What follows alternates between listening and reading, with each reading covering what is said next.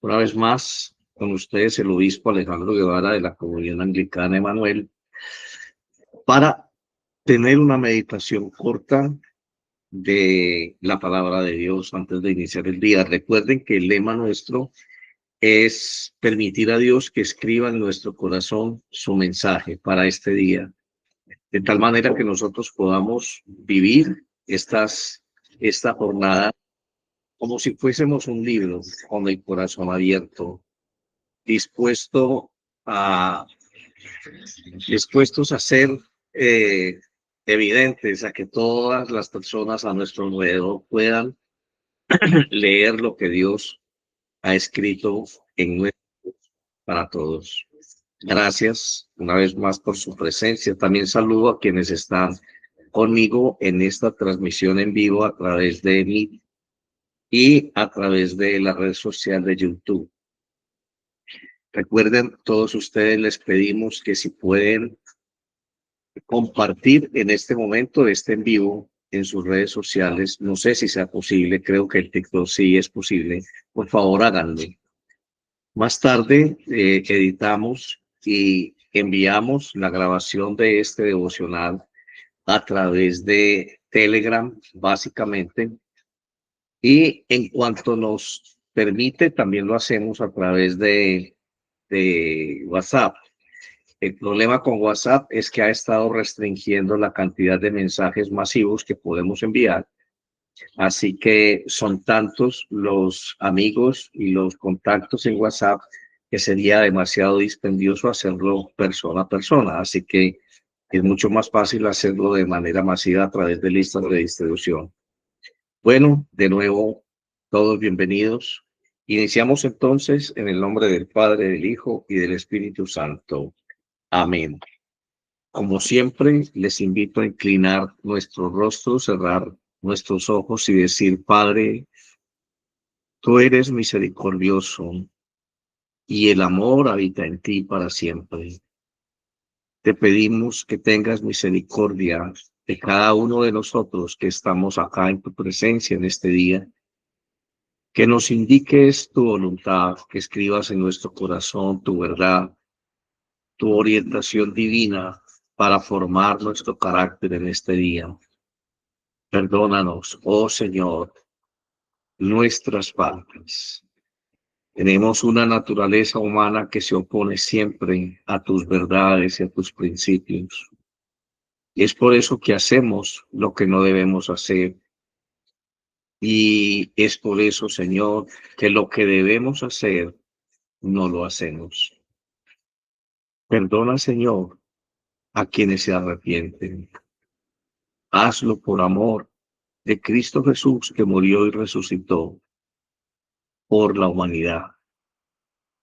Te pedimos, oh Dios, que hoy podamos tener la gracia de tu Espíritu avivando nuestro corazón delante de ti, en obediencia, en amor fraterno, como corresponde a tus hijos.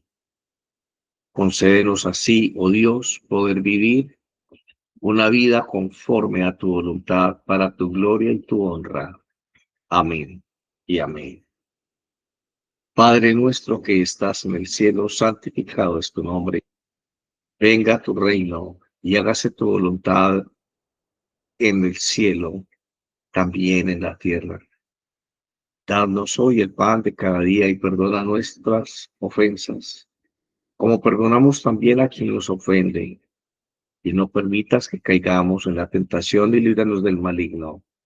Amén. Hoy voy a iniciar un devocional que lo voy a tener eh, que dividir en dos sesiones. O sea, hoy y mañana vamos a estar hablando del mismo texto y vamos a estar hablando del mismo pasaje, del mismo tema, perdón. Es una perícopa, o sea, una porción de la Sagrada Escritura contenida en la primera carta del apóstol Juan a la iglesia en general.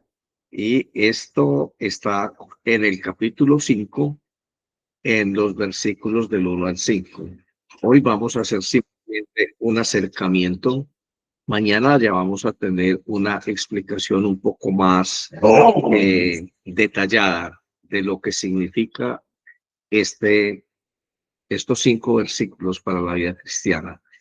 Así que hemos titulado este tema de hoy, La fe que vence al mundo. Es exactamente el mismo título que tiene esta perícopa de la primera carta de Juan en la Biblia, en la mayoría de las Biblias, ¿no? Pero en este caso doy la referencia de la mía. La mía es la Biblia de estudio de la Reforma.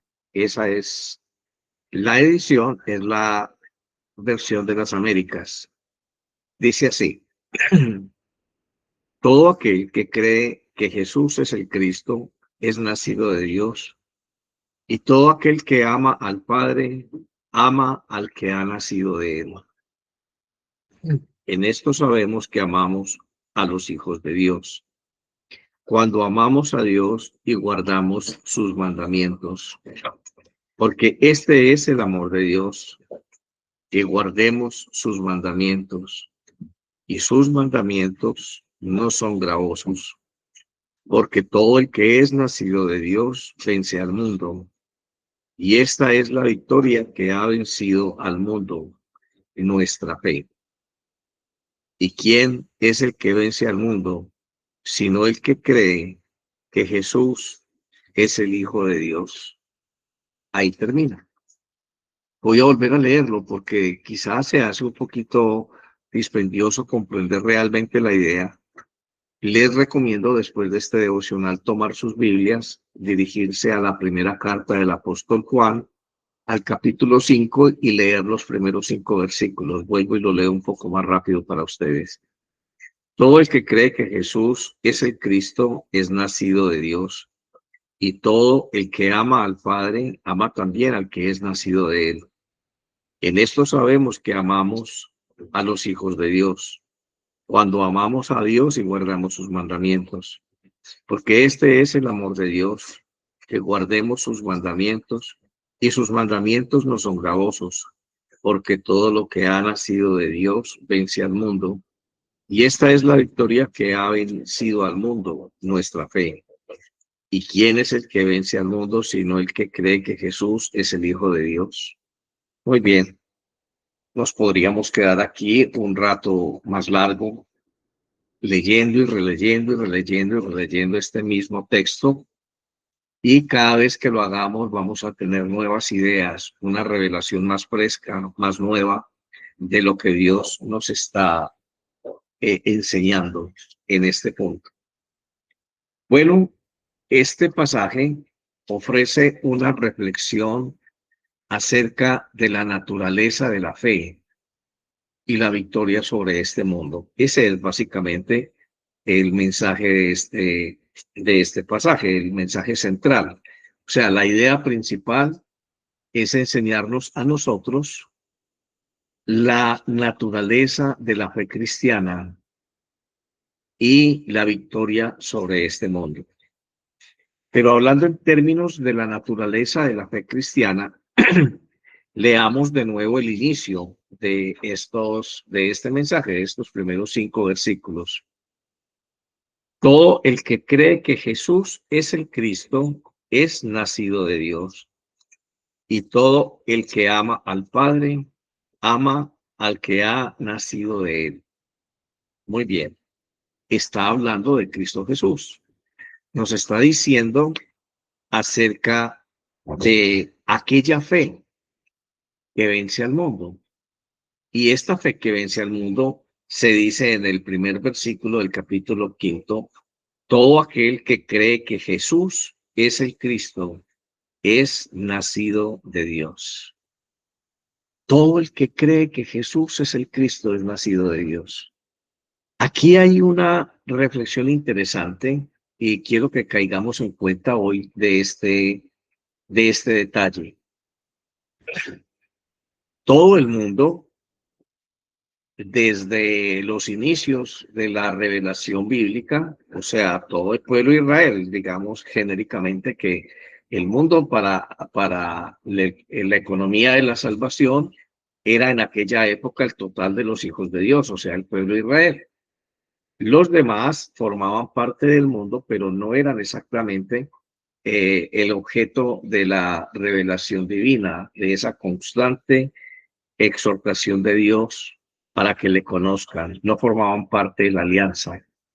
Así que desde el Antiguo Testamento podemos nosotros notar que todos ellos, todo el pueblo de Dios creía en Dios. Era la exigencia o más bien el punto de partida, ¿no? Todos creían en Dios.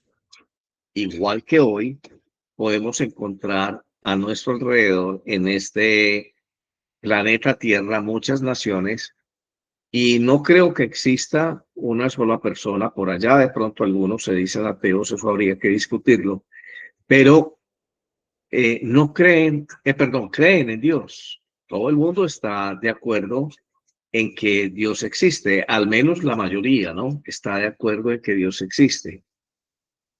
Pero aquí no se está hablando de quién cree en que Dios existe. Aquí hay una idea, un elemento importante, que es el nuevo nacimiento.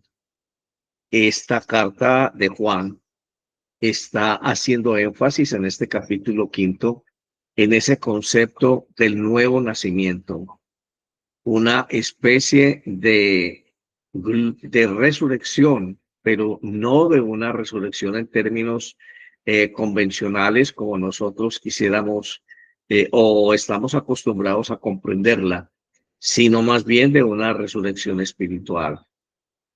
Eh, no sé si podríamos decir resurrección, más bien sería un llamado a la vida, ¿no? Un renacer, un nacer de nuevo. No, es que no hay otra palabra para describirlo. Estábamos muertos en nuestros delitos y pecados. Fuimos descendientes o somos descendientes de una raza de hombres que continuamente practica el mal.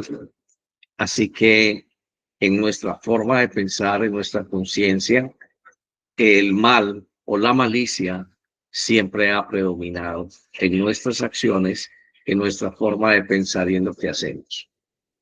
Nacer de nuevo es abandonar esa naturaleza de pecado. Y entonces el apóstol Juan está diciendo que en la dinámica del cristianismo no es tan importante, escúchenme esto, no es tan importante creer en Dios. Todo el mundo cree en Dios. En los prostíbulos, quienes trabajan allí creen en Dios. En las cárceles, todos creen en Dios. Yo estoy seguro que la idea de Dios es aceptada en un 90% de la raza humana, ¿no? Así que creer en Dios no es el llamamiento, no es el propósito que Dios se trazó para el hombre, sino nacer de nuevo. Y ese nacer de nuevo solamente se puede conseguir a través de la fe o del creer en Jesucristo, en el Hijo de Dios. Nacer de nuevo es el verdadero llamado de Dios. ¿Por qué? Porque fuimos hechos, fuimos creados, llamados a la vida, pero algo se interrumpió en ese plan de Dios y fue el pecado que cometieron Adán y Eva. Así que igual llegamos a este mundo, a esta vida, con la conciencia del mal, con la influencia en nuestra forma de pensar del maligno y no según el origen divino, que era ser realmente su imagen y semejanza, adoleciendo nuestra conciencia de todo conocimiento del mal. Por algo fue que Dios le dijo a Adán y Eva, de todos los árboles pueden comer menos de este, porque este es el árbol de la vida, del conocimiento del bien y del mal, y el día que consuman de ese fruto, ustedes mueren. No estaba en el plan de Dios que conociéramos el mal. Éramos parte del bien, formábamos una sola unidad compacta con el bien. Bueno, así que el plan de Dios es retroceder, es volver a hacer, a regenerar esa creación caída. Eso solamente es posible conseguirse si nacemos de nuevo. Ahora ya no se habla de un nacimiento físico porque ya lo vivimos. Así que Dios te está llamando a ti y me está llamando a mí a nacer de nuevo en el Espíritu. Y es muy sencillo volver a ese estado primigenio de la creación que Dios se trazó para nosotros, que Dios concibió para nosotros. Y solamente es posible lograrlo a través de la fe en Cristo Jesús. Todo aquel que cree que Jesús es el Cristo, entonces es nacido de Dios. Bueno, todo el Antiguo Testamento a través del mensaje de los profetas, todo el Antiguo Testamento es un constante anuncio del ministerio de Cristo. Desde el principio en el Edén, Dios sabía que no estaba en el hombre poder cumplir la demanda divina, o sea, la ley. No era posible para el hombre. Y eso lo dejó proféticamente claro Dios cuando Adán y Eva estaban desnudos, cubiertos con hojas, y él estuvo hablando con ellos y en ese diálogo él les pregunta por qué se esconden y ellos dicen porque estábamos desnudos y teníamos vergüenza. Entonces él cubrió la desnudez de Adán y de Eva con la piel de un animalito.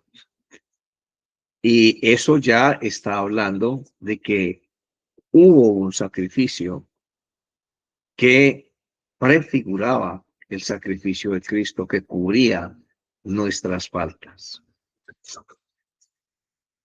Así que todo el mensaje del Antiguo Testamento es una invitación a esperar el Mesías, a creer que un día Dios iba a traer su enviado, a enviar, perdón,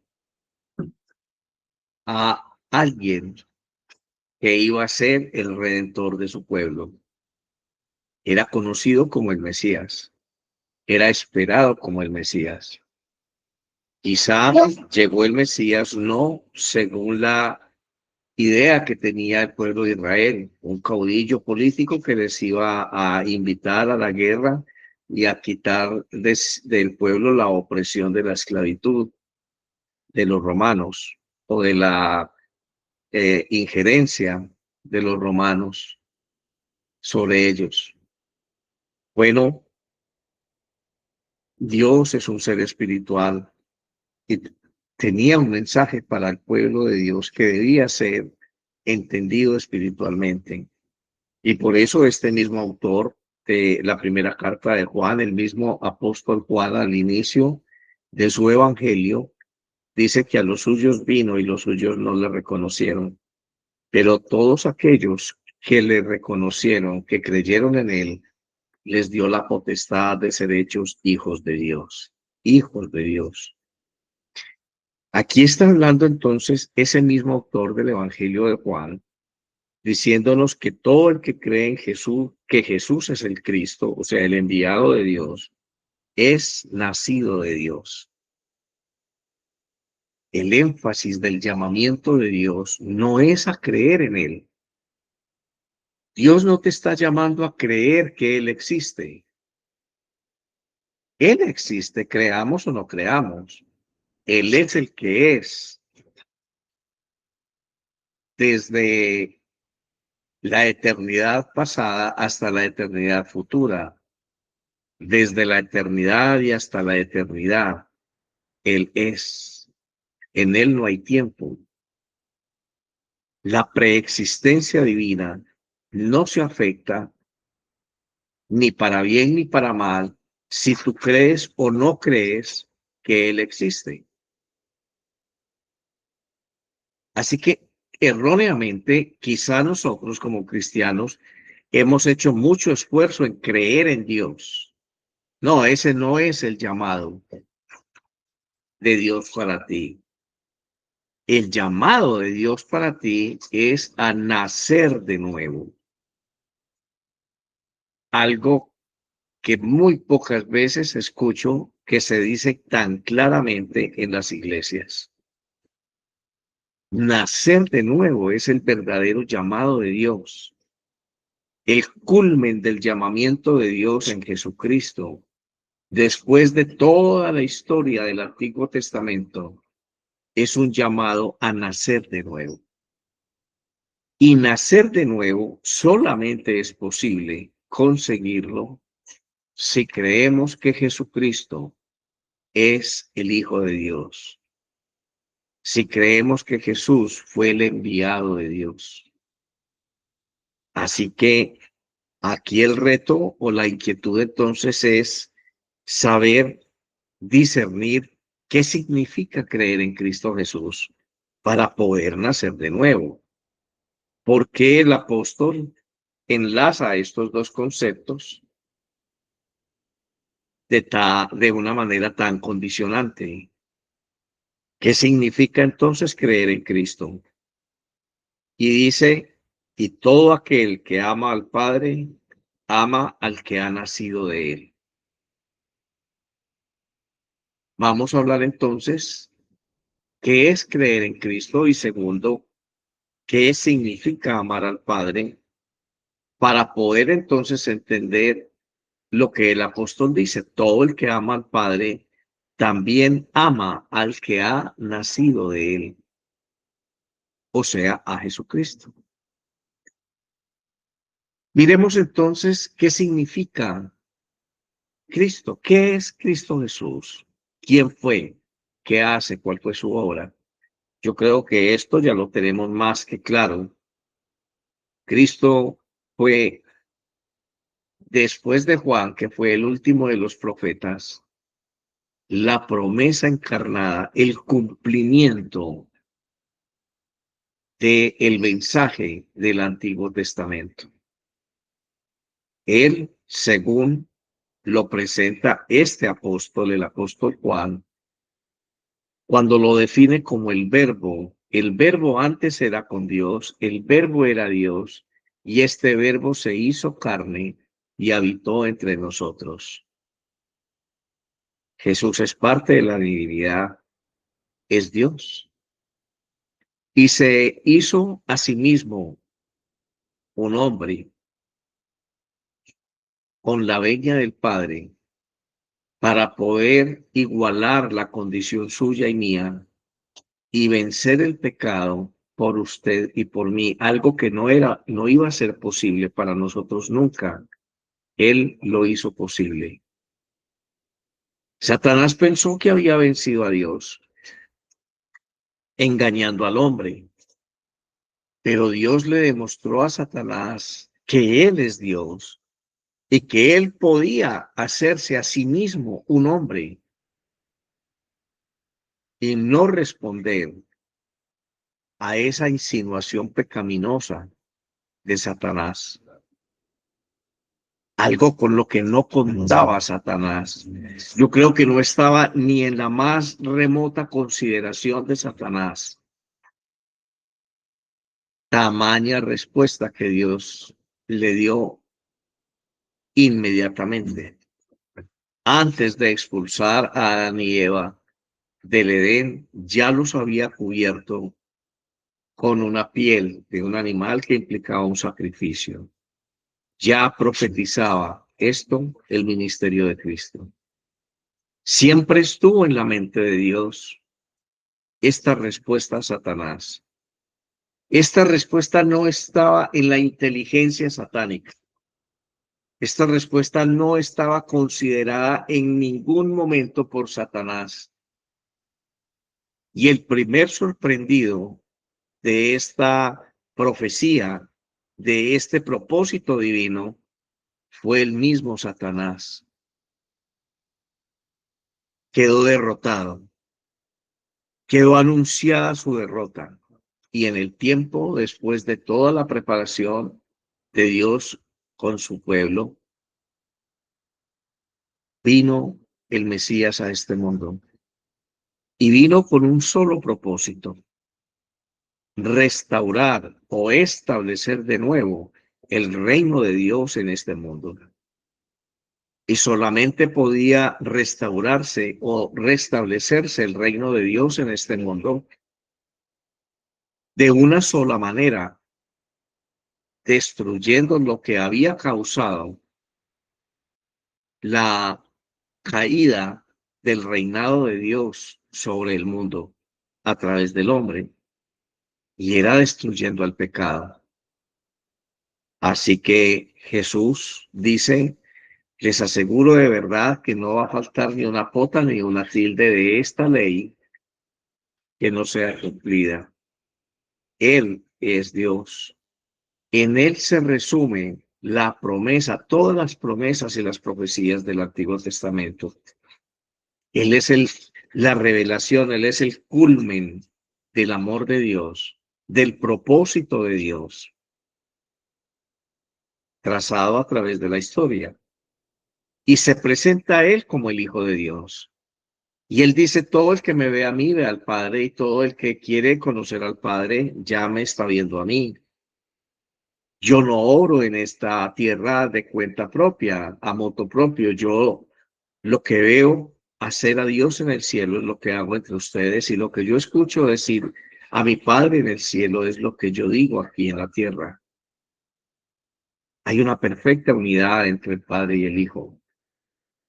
Así que cuando comprendemos realmente esto, cuando entendemos que Jesús nunca pecó y que no debió haber muerto, cuando comprendemos que Dios permitió a Jesús que muriera única y exclusivamente por amor a usted y a mí, y que luego Dios hizo justicia, porque Jesús se presenta después de anunciar el evangelio a los que estaban muertos delante del Padre y le dice: aquí estoy, misión cumplida. Entonces el Padre no encuentra en Jesús pecado alguno y le restaura a la gloria que desde antes ya tenía, y le establece un nivel de gloria aún más alto. Si se pudiera comprender en esos términos, lo ubica a su derecha y le da todo el poder sobre las potestades del cielo y del infierno. ¿Qué significa que Jesús tenga todo el poder sobre las potestades del cielo? Que Él es primero, antes que cualquiera de los arcángeles, querubines o serafines del cielo. Que todo el honor, toda la gloria y toda la honra de la alabanza del cielo está dirigida al Rey de Reyes y al Señor de Señores, que glorificó con su vida, con su voluntad, con su amor al Padre. El Padre entonces se gloría en el Hijo y el Hijo entonces se gloría en el Padre. Ahora sí hablemos de ese amor. Dice: todo aquel que cree que Jesús es el Cristo es nacido de Dios, y todo el que ama al Padre ama al que ha nacido de él.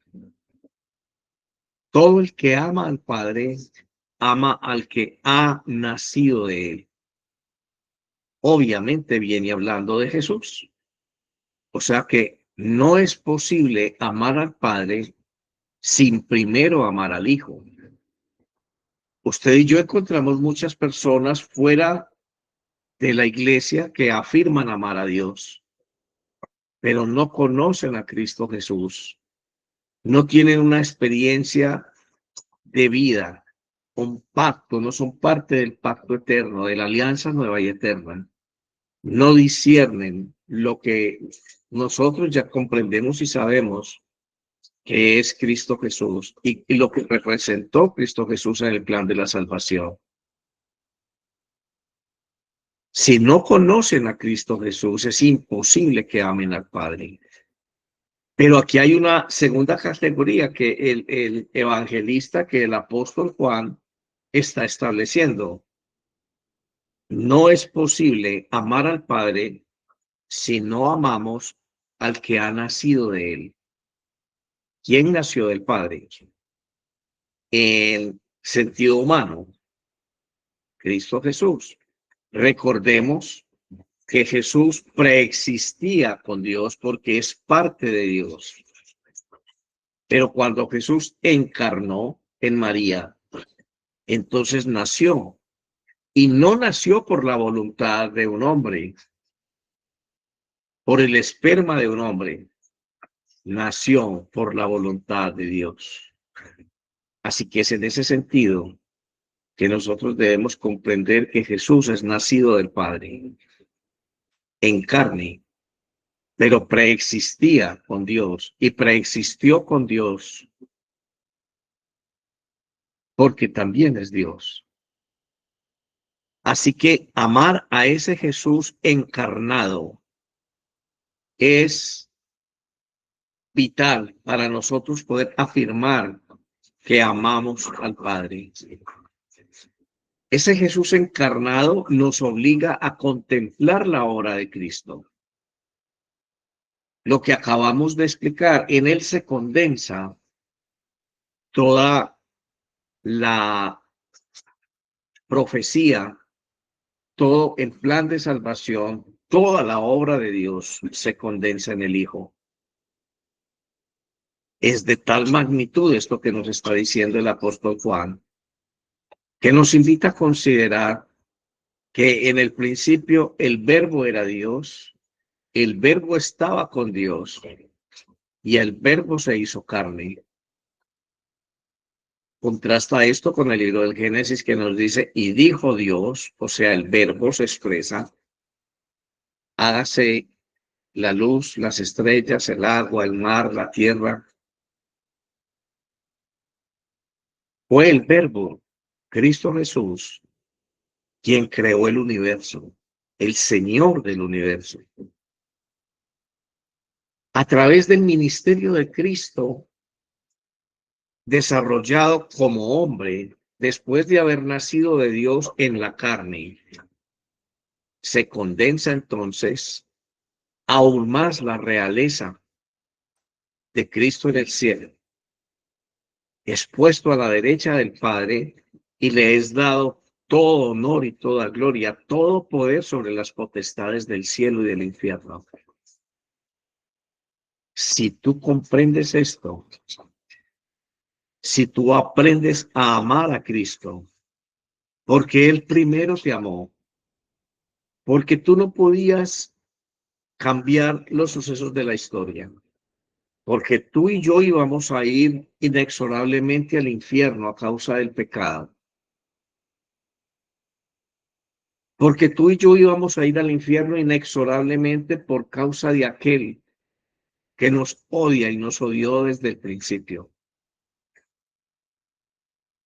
Jesús vino por amor a nosotros, entregó su vida de una manera cruenta en la cruz y venció el pecado con la resurrección.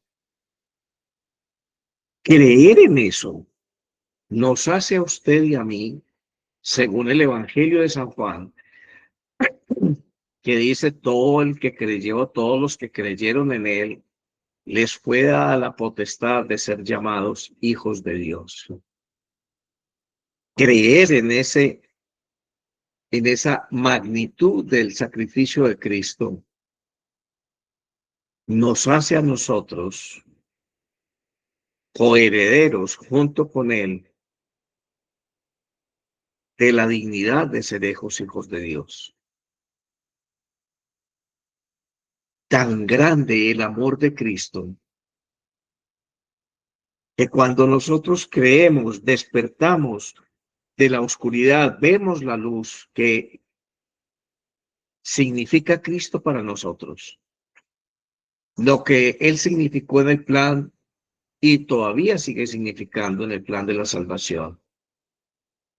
Es de tal magnitud el ministerio de Cristo que esa fe puesta en Él nos hace a nosotros hijos de Dios.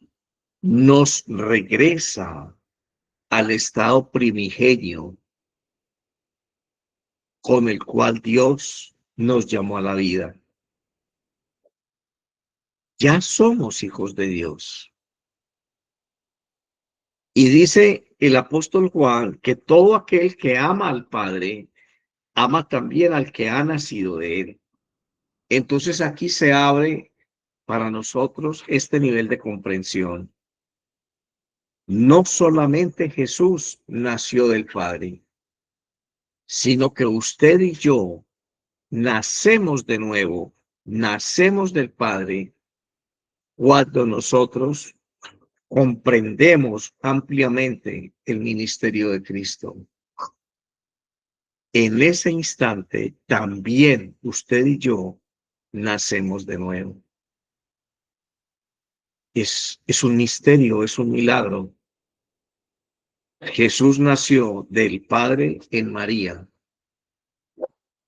Usted y yo nacemos de nuevo en el Padre por la fe en Cristo Jesús.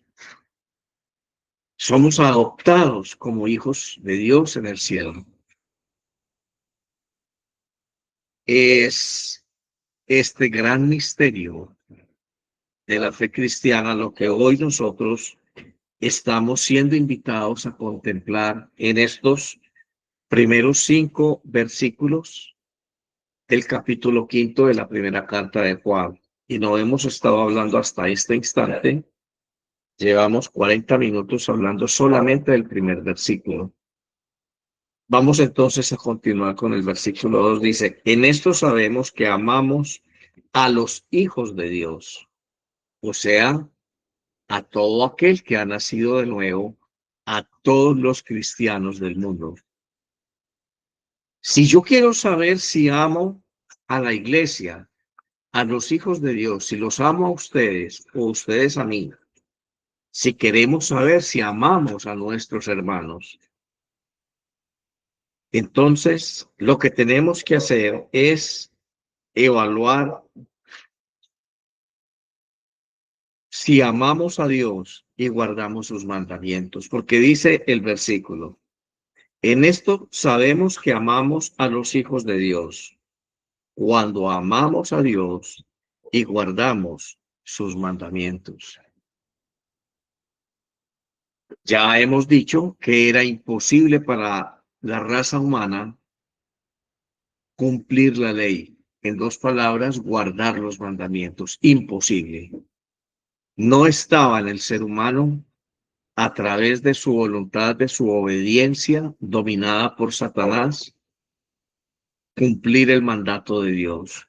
Y pasaron muchos años de historia, desde los acontecimientos del Edén hasta que termina el último libro del Antiguo Testamento. Pasaron muchos años, siglos, donde Dios demostró históricamente que el hombre nunca iba a ser capaz de cumplir los mandamientos, de comportarse de aquella manera para la cual fue creado, porque el pecado había hecho un grave daño en su conciencia y el hombre por sí mismo nunca podría superar el conocimiento del mal.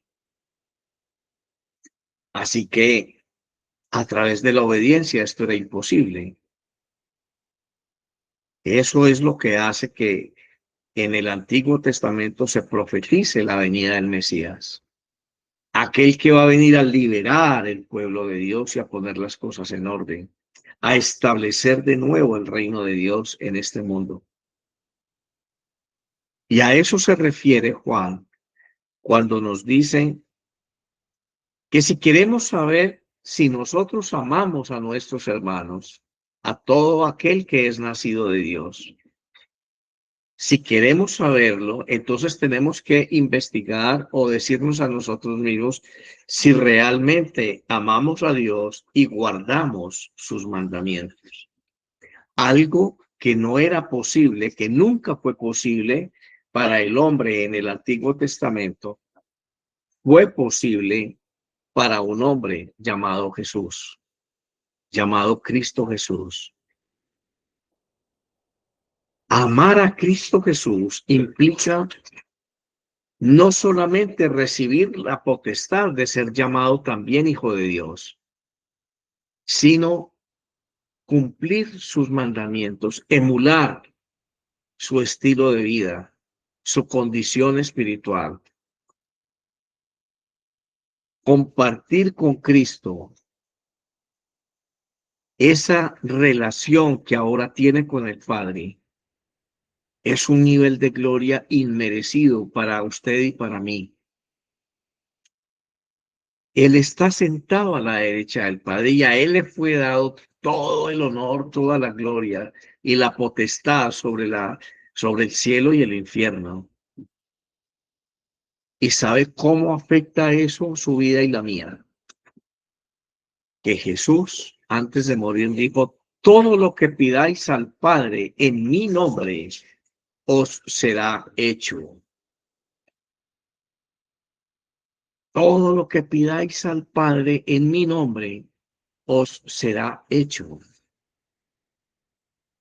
Esa autoridad, esa potestad de Cristo sobre el cielo y aún sobre el infierno está a tu disposición y a la mía, aún en este mundo, siempre y cuando nosotros amemos al Padre en Cristo Jesús. No nos está diciendo que creamos en el Padre, que creamos en Dios. Nos está diciendo que hablemos con el Padre en el nombre de Cristo. Porque sin Cristo no somos nada ante el Padre.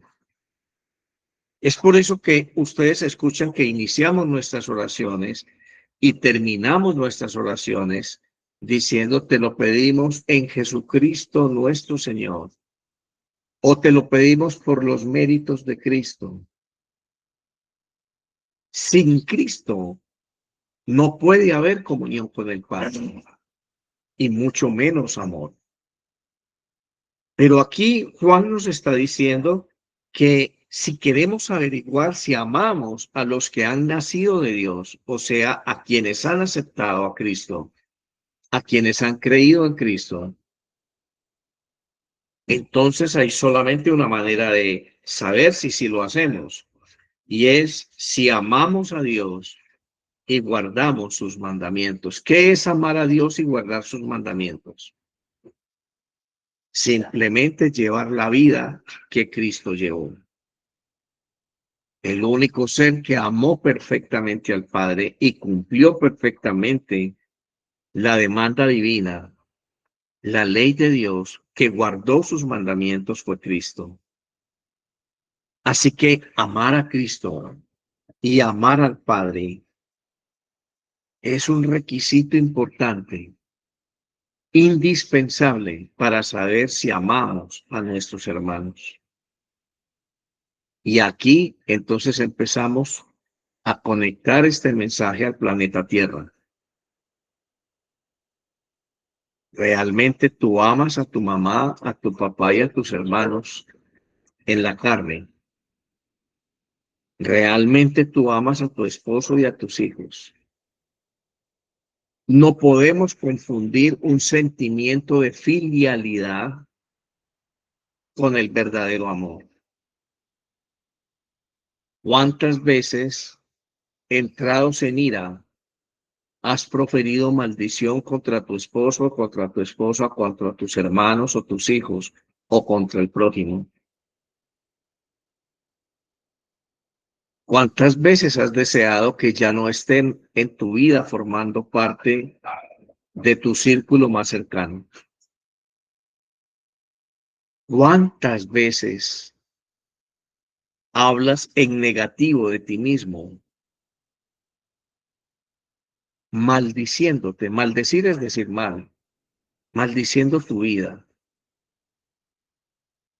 No nos amamos y no amamos al prójimo, pero sí decimos que creemos en Dios y quizá de la manera más atrevida posible nos atrevemos a decir, perdón la redundancia, que sí amamos a Dios. Qué cosa tan absurda. Ni conocemos ni amamos a Dios cuando no amamos a Jesucristo. El termómetro para saber si tú realmente estás amando al prójimo está íntimamente relacionado con el indicador de ese termómetro con respecto a tu amor a Cristo Jesús, a Dios mismo. La obediencia, entonces, es la definición de la fe. La fe, entonces, en términos del apóstol Juan, no hace referencia a creer o no creer. La fe, en términos del apóstol Juan, hace referencia a la práctica, al obrar en consecuencia con lo que creemos. Es una fe en acción, una fe que se hace vida a través de nuestros actos, una fe que entra en la dinámica de la acción diario, del accionar diario, porque solamente a través del accionar diario liberamos la vida de Cristo que está en nosotros a través del Espíritu Santo. Solamente a través de esa calidad de fe permitimos que Jesús siga actuando en este mundo con la misma fuerza y con el mismo poder que lo hizo cuando habitó entre nosotros en carne. Padre, en el nombre de Jesús, te pedimos que este mensaje corto en contenido, pero amplio en comprensión, quede en nosotros como una semilla que dé fruto en su debido tiempo en cada uno de nuestros corazones. Fortalece, Señor, nuestra fe. Quita la venda de nuestros ojos y enséñanos las verdades profundas que se encuentran en este mensaje apostólico. Haz que nosotros cada día seamos más y más conscientes y nos comprometamos en tu amor, amando a nuestros hermanos a través de un adecuado y más profundo discernimiento del misterio de Cristo. Amén y amén. Bueno, hermanos, mañana a las 7 de la mañana nuevamente les espero para continuar hablando de este tema tan apasionante, tan delicado y tan decisivo en la vida cristiana. Un abrazo para todos ustedes, bendiciones y les deseo un excelente día. Muchas gracias por su compañía.